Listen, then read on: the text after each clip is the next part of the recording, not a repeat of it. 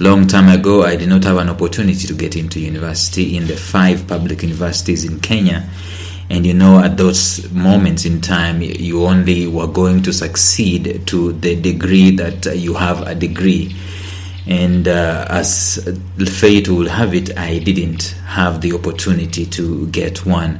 And so I got an opportunity to get into this tertiary institution that was funded by the Central Bank of Kenya, called the Kenya School of Monetary Studies, and the course that they were advertising for me to take was Management Information Systems. I get into that place with my father, and the father asked the head of department at IT, are there jobs with this course? And that's the biggest question that everyone is asking in terms of their career pursuits. Every time someone is given a particular course to do, they're normally asking, is there money with it? Or every time someone takes some course that is considered to be weird, the question they're going to ask is there money in that course? Today, in the podcast, I want us to set the record straight on one of the biggest mistakes that we make with our personal branding. Stay tuned.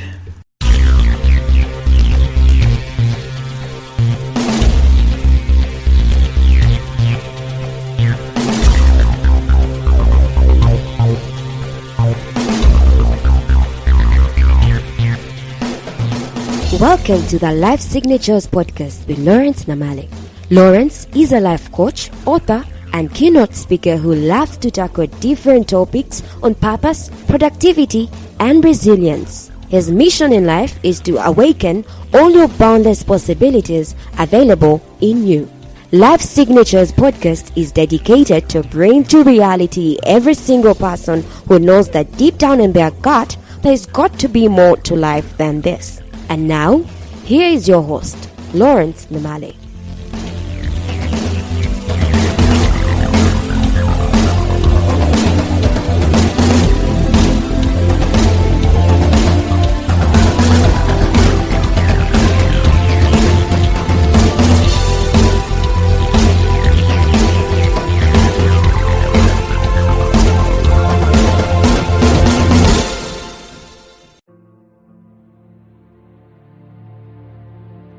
You see, from a young age, I always was desirous to learn. I could devour newspapers and I could read everything up to the obituaries. I was that hungry a guy to gather information. And so you can imagine how devastated I could have been, or actually how devastated I was when the opportunity to go for further studies was not beckoning for me, especially in terms of going to the university. And by the time I was getting this opportunity to go to a tertiary school to take that Management Information Systems diploma course, I was hungry to gather information, hungry to learn, hungry to grow intellectually, hungry to prove myself in this world. And I knew that one of the ways I'm going to do that was through studying. And so as my father was asking that question to the head of department, it was in my earshot. Actually, I was with him in the same office. And even as they asked that question, it didn't concern me a bit that, I am doing this so that I can be able to get a job. It didn't concern me a single second about that. I just wanted to get books in my hands, and I just wanted to have my mind exercise, and I just wanted to devour stuff, and I wanted to read just about anything. And by the way, the thing that led me, because I'm the one who actually got to know the existence of that course, the thing that led me to that course was the word information, the keyword information, because I loved information and I wanted to study law. If at all I got an opportunity to go to university, I wanted to study law, and the second best thing that I wanted to study was journalism.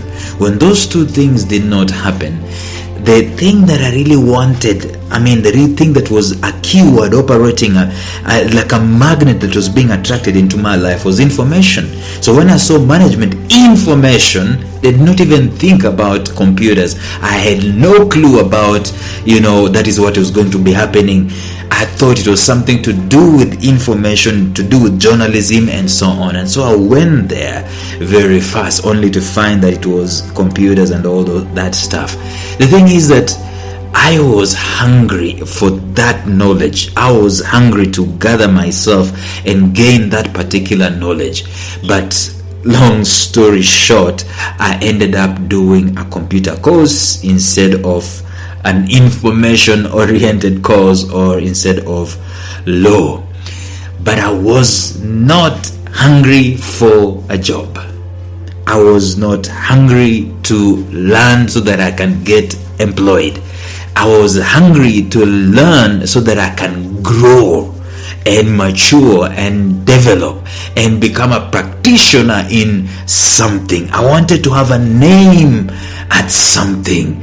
And of course, every one of us had been discipled, we've been made to grow, so that, we thought that you're going to become relevant in life, or you're going to arrive, so to speak, or to make it in life to the degree that you have some kind of title, lawyer or doctor or journalist or president or engineer, things like that. And that is the first mistake, or maybe that is the biggest mistake we do make with personal branding. Let me just back up a little and tell you what we've been discussing, the mistakes that people normally make when it comes to their personal branding. And I'll come back to continue with that story. The first mistake people normally make is to think that they do not have a brand, or they are not brands. You will be wrong. You are a brand in and of yourself, and you need to know what that brand is, because every time you wake up, it is the brand waking up. Every time you transact business, it is the brand transacting business. You are perceived by people formally and informally through your brand. So the first biggest mistake is to have ignorance about the existence of your brand. The second biggest mistake that normally people make with their personal brand is clarity. It is all jumbled up. No one can tell what it is that you are doing. Probably you are doing just about anything and everything, and so that you cannot lose market. And that is the biggest mistake. People are not sharp. People are not clear. People are blunt. They are spread too thin. They are jack of all trades and a master of none. That is the second biggest mistake. The third biggest mistake is those ones who have zeroed in on what their brand is. They are not excellent with it. They are just about average. They are just as common as anybody else.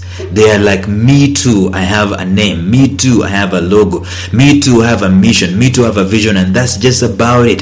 There is no spending in terms of familiarity. There's no spending in terms of passion. No spending in terms of quality, in terms of resources, in terms of time, in terms of blood, sweat, and tears to make an excellent brand. So there is no touch of excellence, and the only thing we see is some level of average and below average. That's the third biggest mistake you can make with your brand. Let me tell you, you'd rather not have a brand than have an average one. The fourth biggest mistake people normally make is lack of value. There is no unique selling proposition. There are no products. There are no services through which people are going to interact with your brand. You can call yourself all the names, and you can say, I'm an entrepreneur, I am this and I am this and I am that, and you can have the logos to boot. You can have the t-shirts printed, and you can have the missions recited, and so on and so forth. But what that boils down is, what difference are you really making, and what are you using to make the difference? What are the products and the services that you're operating with? That is what people are going to interact with your brand. The aspect of value, it is the fourth biggest mistake. The fifth biggest mistake people normally make is lack of focus and lack of intention. See, if you're going to be lousy, you're going to meddle in very many things. You start this, you stop. You continue with this, you stop. You pick up something else, you stop. You pick up something else, you stop. You started writing books, now you're selling pork. and now you stopped selling pork, you're now growing mushrooms. You're no longer growing mushrooms, now you are a motivational speaker. That is lack of focus, which is a big mistake. The sixth biggest mistake that people normally make is inconsistency. In other words, people are very slow in maturing their content, very slow in maturing their brand. There is inconsistency in such a way that they start and then they stop and then they restart and then they stop and then they restart, and then there is a very small interval, a very huge interval between actions that they are doing, and so there is this inconsistency. It is not there. The consistency leads them to know to have momentum, and momentum is a big deal when it comes to your personal brand. And we discussed yesterday saying that the seventh biggest mistake you have with your personal brand is rigidity. To be rigid even in the times of change, even in the seasons of change. To be rigid in terms of delivery, rigid in terms of fashion. And we use this saying, someone say that in terms of principles stand like a rock, but in terms of fashion swim with the currents. The worst mistake you can do is to be rigid, and Nokia has been used as an example, perfect example here. The world needed the cell phone, and the cell phones came, and Nokia and BlackBerry positioned themselves to be the who is who in terms of delivering high-end quality phones, cell phones for people. And then the smartphone technology came and Nokia remained rigid.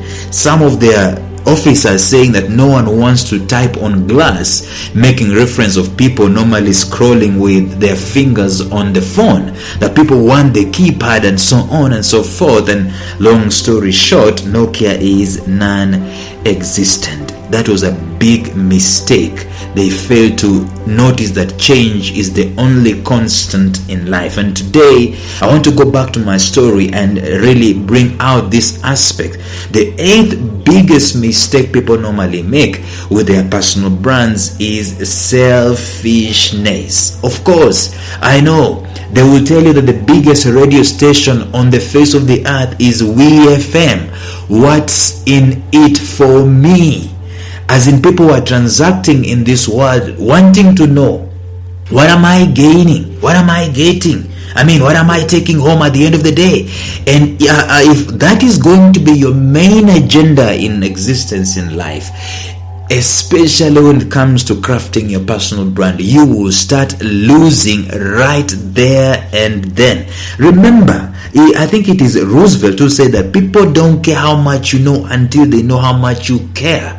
When people know you care about them, then it becomes easy to transact with them. When people know that you care about you, they start shunning you like a plague. So selfishness is one of the biggest mistakes that people normally make, especially in this day and age where people are looking for jobs. You go to a job interview and all you're presenting is what you can get. You've not packaged yourself strongly from the angle of your personal brand in terms of, this is what I can offer, this is my strength, this is what I am bringing to the table, this is the difference that I'm going to create, and you can compensate me for that difference this way and that way. But people are going into interviews and saying, I want a job and you can pay me anything that you want. That is selfishness. This world doesn't need people who are going to be given jobs and solve problems. People are looking for people who can help create value, help solve problems, help make a difference. And that's only going to be transacted going forward through a personal brand. So every time you appear in this world with the mentality of what am I getting out of it, I said there's something that I learned from Viktor E. Frankl, the author of Man's Search for Meaning. He says that we need to look at this world from the angle of what can we give, that this world is requiring from us. It is not us requiring from the world.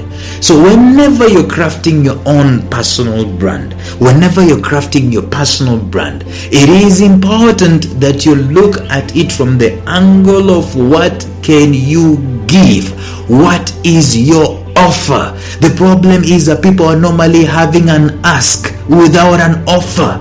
I'm asking for this, I am asking for this, I am asking for this. There is absolutely no offer, no difference, no value that they have crafted. I mean, there is nothing that they can be able to add value and maybe solve problems with. And that's how they're positioning themselves. Every time you are selfish, people are going to shun you like a plug. A brand is not a popularity contest. Therefore, it's not about you. It is not about you. It is and will always be about your audience, your targeted audience, and the value that you're giving to them. It is always going to be that way. When I talk about audience, I don't mean people who are listening to someone who is speaking on a microphone. You see, a boss can be your audience. A wife can be your audience. Children can be your audience. The president of the country can be your audience. A manager can be your audience. The thing is that you need to focus on who that audience is, and then you go to them with incessant value addition. Not what you can be able to get out of them. What can I get out of my wife? What can I get out of my president? What can I get out of my boss? What can I get out of my children? Some parents actually raise their children as if they are investments. What are they going to get out from them when they are old? That is selfishness. When you approach a brand from that angle, you are losing. The only thing that you need to peddle is the value you are offering and the wow factor that they are receiving from you. See, the 8th greatest mistake of a lousy brand is neglect of your audience in elevation of your greatness. Don't do it. People don't care how much you know until they know how much you care. People want to be cared for. Those two words, I care, should be central to any personal brand that you are creating. Until tomorrow, where we'll deal with something else. Bye-bye.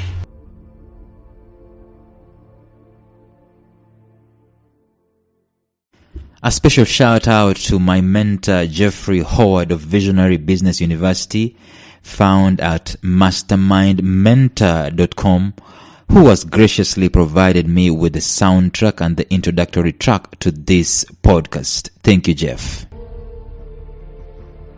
Thank you for listening to Life Signatures Radio. If you enjoyed today's show, subscribe to Life Signatures Radio on iTunes, Stitcher, or visit our website at lifesignatures.libsyn.com. Life Signatures Radio, fresh, clean, and inspiring.